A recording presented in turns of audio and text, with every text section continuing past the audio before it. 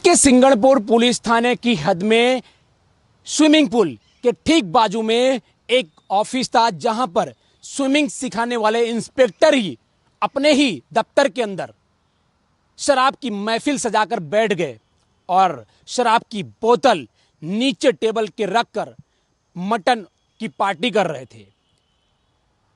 कुछ समय बीता ही नहीं कि एक पत्रकार जो स्थानिक पत्रकार था, उसने अपने वीडियो कैमरे में पूरा रिकॉर्ड कर लिया और उसमें तमाम वो इंस्पेक्टर भागते हुए दिखाई दे रहे थे। कुछ क्षण नहीं बीते कि वो पूरा वीडियो सोशल मीडिया में वायरल हुआ, जिसके बाद पुलिस हरकत में आई और घटनास्थल पर पहुंची और वहां से पंकज जोशी सहित 4 इंस्पेक्टरों को गिरफ्तार कर लिया गया है। लेकिन सूरत महानगर पालिका कमिश्नर ने अभी तक उन इंस्पेक्टरों पर कोई कार्रवाई नहीं किया है, क्योंकि ये लापरवाही जो है कहीं ना कहीं ऊपरी अधिकारी के चलते हुई है, क्योंकि ऊपरी अधिकारी वहां पर विजिट नहीं करते हैं।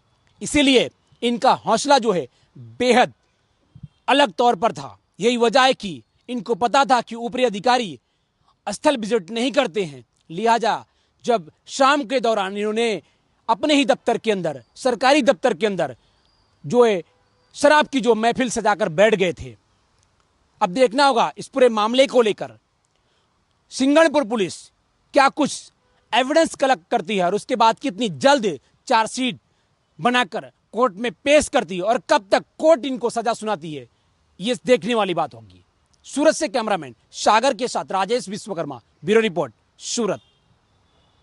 गई काले सांजना 8:30 वाग्याना अरसाમાં સિંગણપુર પોલીસને પોલીસ કંટ્રોલ રૂમ તરફથી એક સૂચના મળેલી કે સિંગણપુર વિસ્તારમાં આવેલ એસએમસીના સ્વિમિંગ પૂલમાં અમુક કર્મચારીઓ મહેફિલનું આયોજન કરી અને દારૂનું સેવન કરે છે।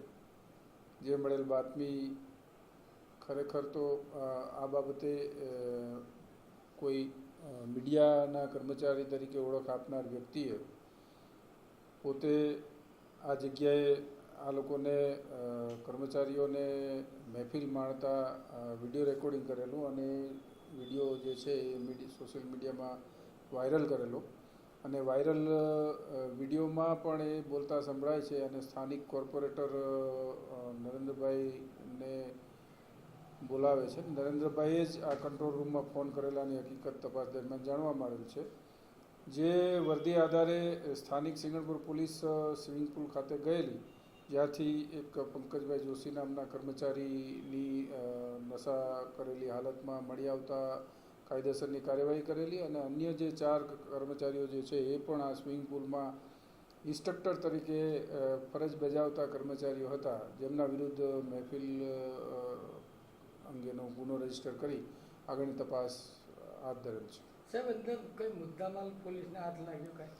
પ્રથમ દ્રષ્ટિએ જે વિડીયોમાં જે છે એમાં દારૂની બોટલ અને અન્ય ચીજવસ્તુઓ જણાય છે, પરંતુ જ્યારે પોલીસ ગઈ ત્યારે આવા કોઈ સ્થળ ઉપર આવી કોઈ ચીજવસ્તુઓ હતી નહીં, પણ આરોપીઓને હાલ અટક કરેલ છે અને અટકાયત દરમિયાન આરોપીઓની પૂછપરછ કરી અને મુદ્દામાલ ક્યાં સગે વગે કર્યો એ દિશામાં તપાસ હાથ ધરી કાયદેસરની કાર્યવાહી તમામ લોકોના બ્લડ સેમ્પલ લેવામાં આવ્યા? તમામના જે પ્રોહિબિશનનો જ કેસ છે, મહેફિલનો કેસ છે, એટલે એની જે સાયન્ટિફિક તપાસ થશે। તમામના બ્લડ સેમ્પલ લેવા કમ્પલસરી છે અને 48 અવર્સ સુધી જો કોઈ પણ વ્યક્તિએ દારૂ પીધો હોય તો એના શરીરમાં, બ્લડમાં આલ્કોહોલ આવવાના પૂરેપૂરા શક્યતા રહેલી હોય છે, એટલે એ દિશામાં પણ વ્યવસ્થિત તપાસ કરવામાં આવશે। સાહેબ, ખાસ કરીને સરકારી દફતરોમાં આ રીતે જાહેરમાં દારૂ પીવો કેટલું યોગ્ય?